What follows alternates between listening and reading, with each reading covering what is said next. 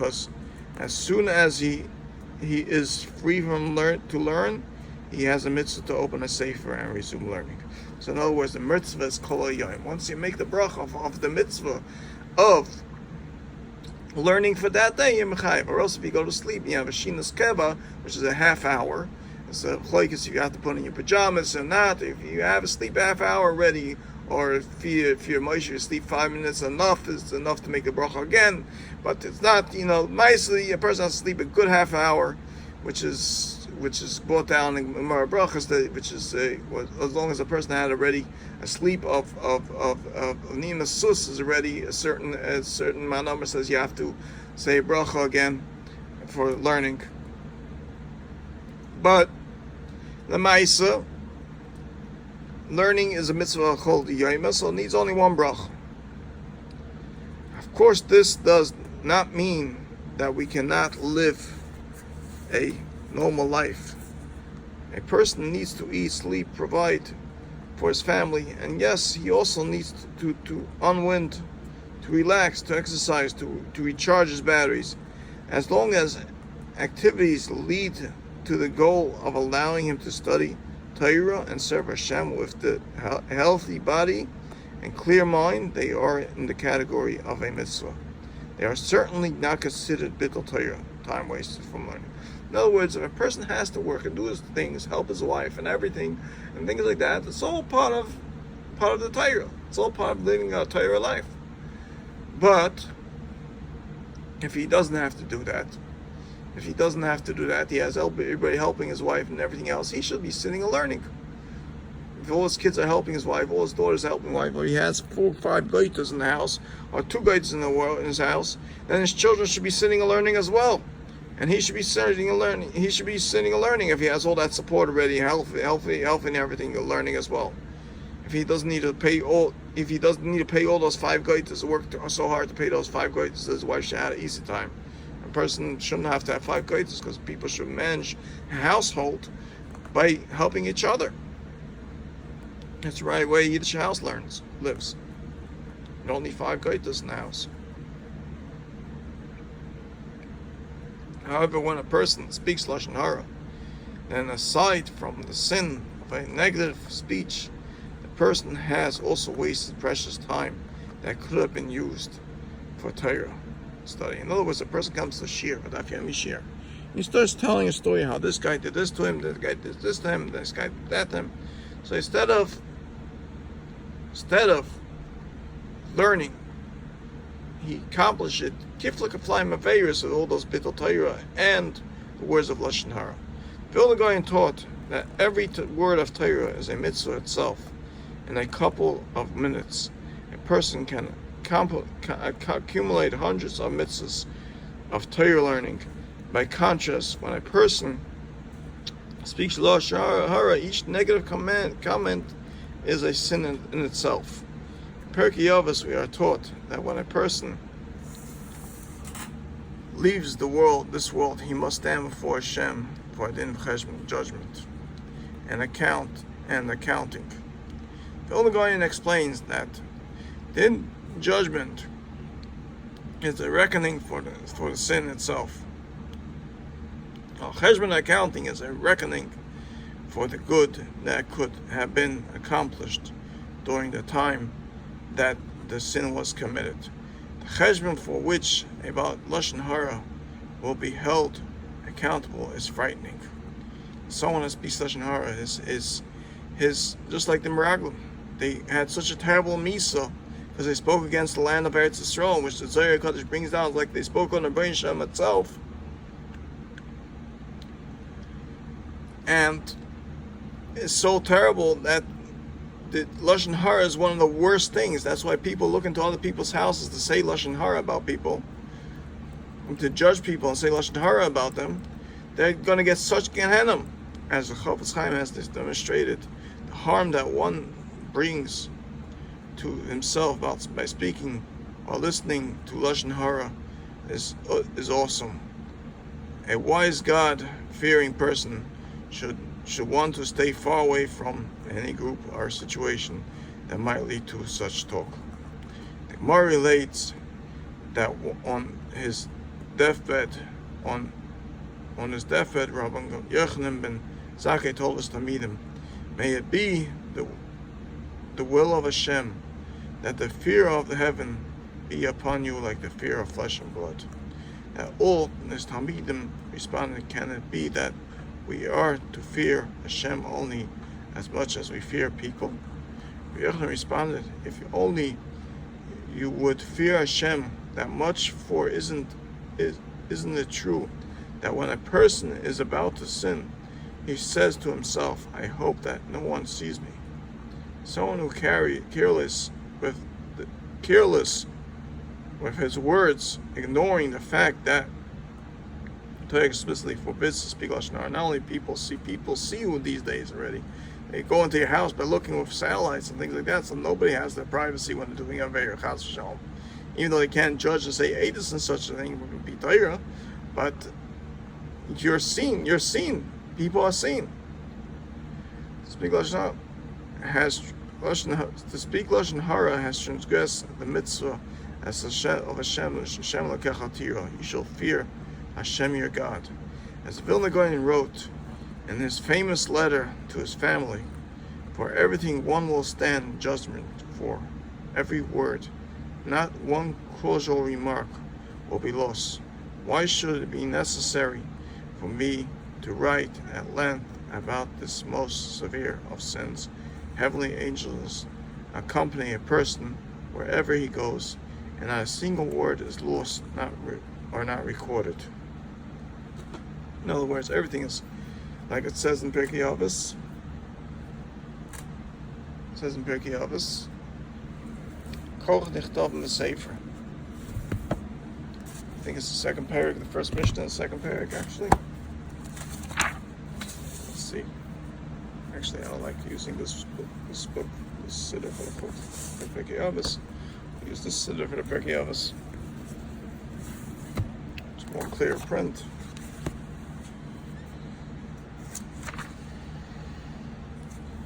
Ayin roya, ayin dam al malmecho, ayin roya, oizen shmas Ayin roya comes to tell us also that all the 70 nations are watching you as well, because every yid, Ben David, every yid has 70 goyim, at least 70 goyim connecting him, watching him, to see how to judge him and how to see what type of yid he is. At least 70 goyim. Ayin is connected ship.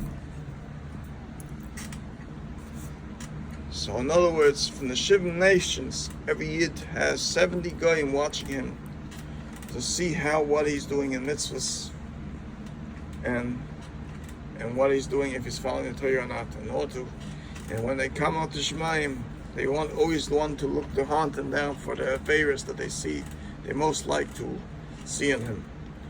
When one speaks lashon hara, he wastes time that could have been used for Torah study, and he shows a lack of fear of Hashem.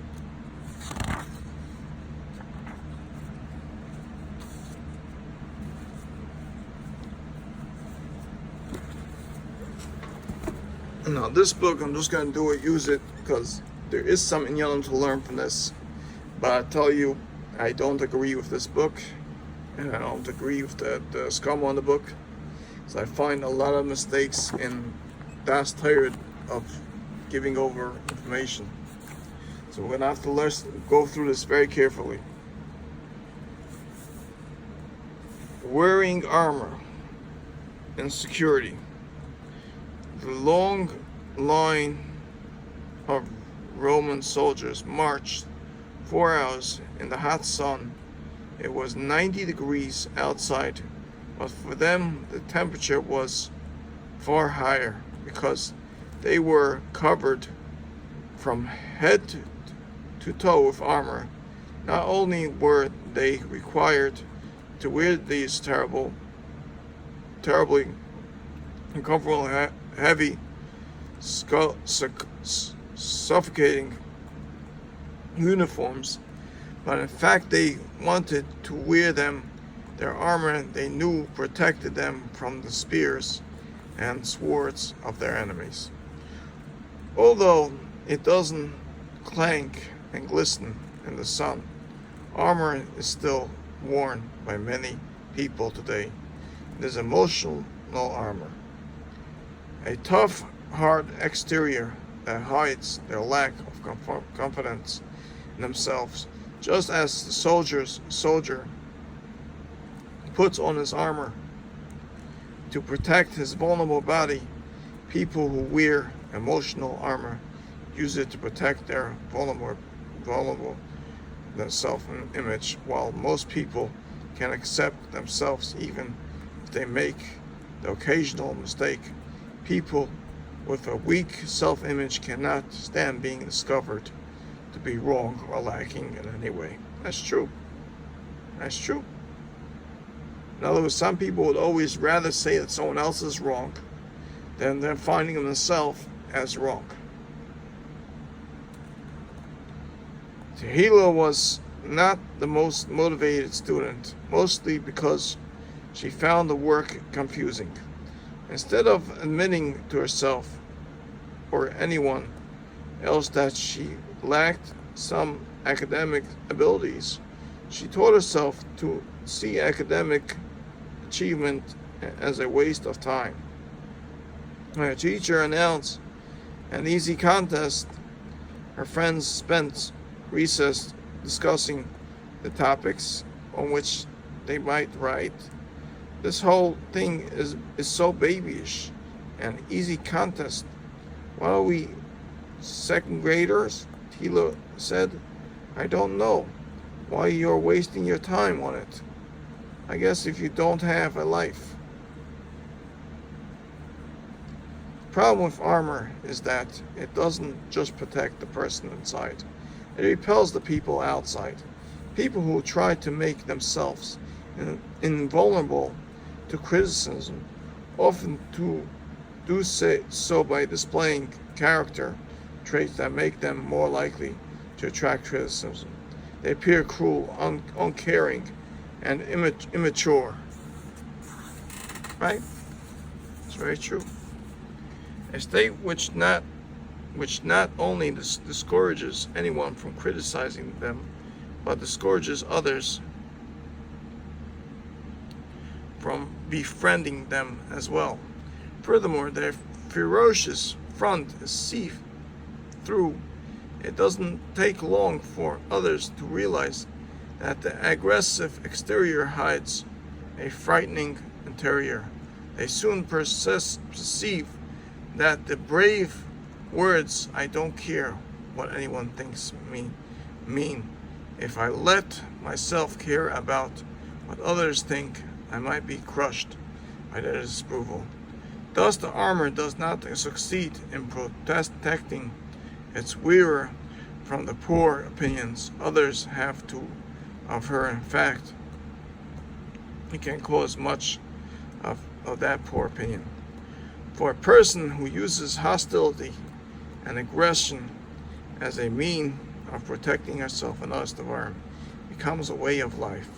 She says it how she sees it, and in doing so alienates so many people that she gradually loses every relationship that might actually help to build real, lasting self-esteem within her.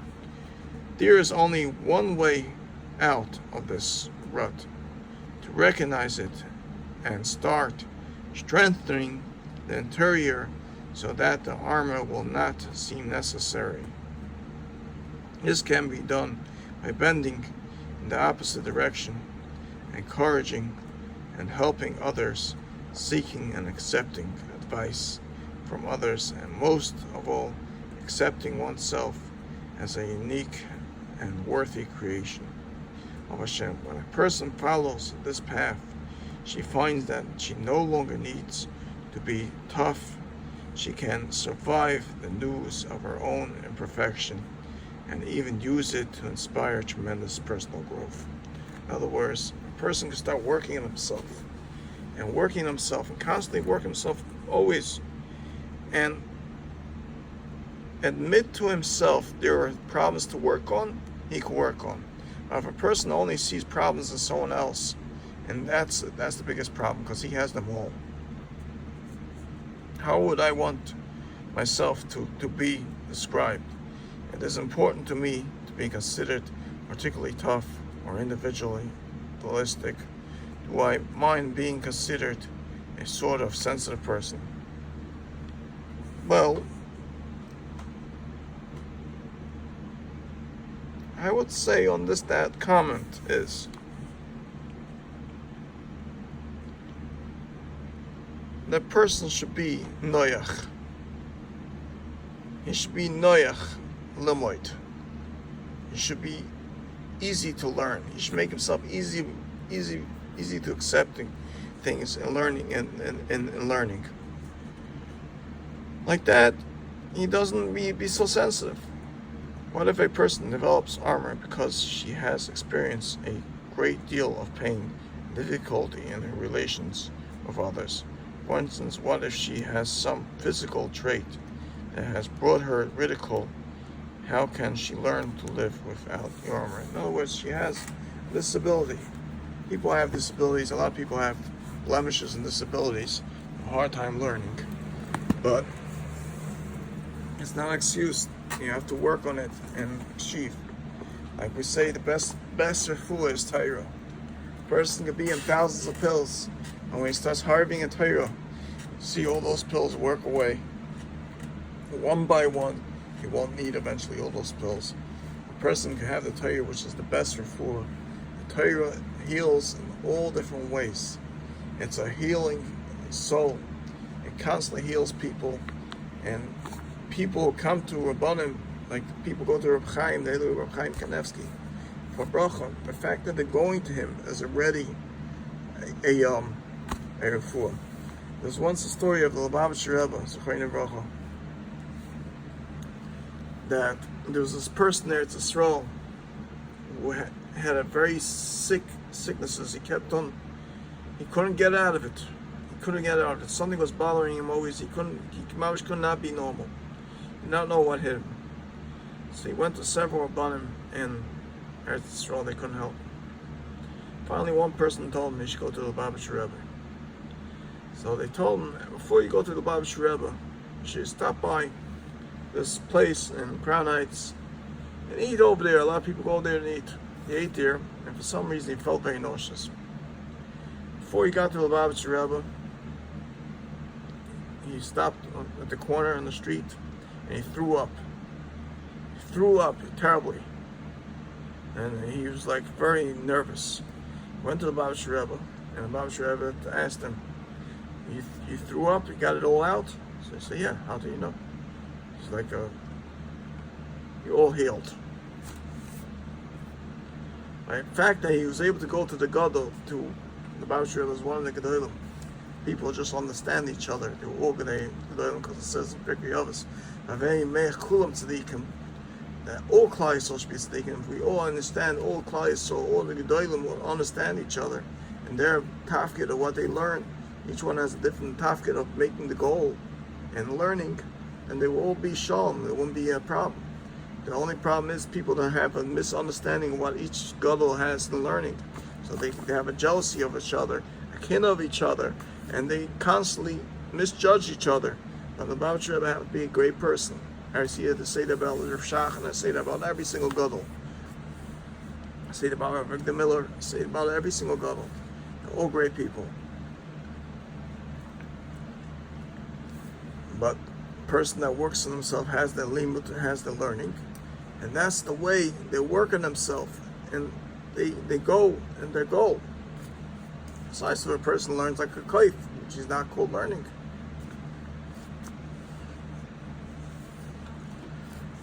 Chofetz Chaim, loving kindness.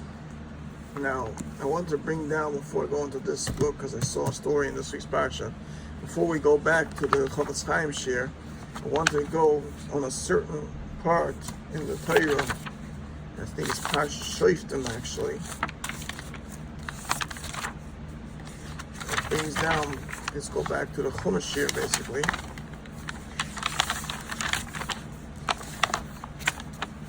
It brings down Parsha Shoftim. L'sisa al pi hadovar asher yagid l'cham ha'mokim, min ha'mokim from the Bnei Shalom, which is the Torah. Ahu asher Yivcha Yahava Shemarta Nasis kachol asher yirucha, whatever it tells you, apir toyer asher yirucha, mishpat asher yemlucha, tasev leisos medav asher yirucha yom espal. You shouldn't look at yourself to turn right, left or right, to find a ways out. Like to deal chas shalom and drugs to make business, which is one of the things to go wrong. Because you shouldn't go yom espal. You should deal the right business. The person that has to be mispal in the Baruch Hashem, that you have the parnas of the right business, not the chas shalom go the wrong way. The built shboya alakoyin, or even the shoyes Hashem yasyav like the koyin reads the Torah every single day. Or yel shayfet, or yel mesa isha hu vi'at rami sol v'cholam yishmo yom. In other words, a person who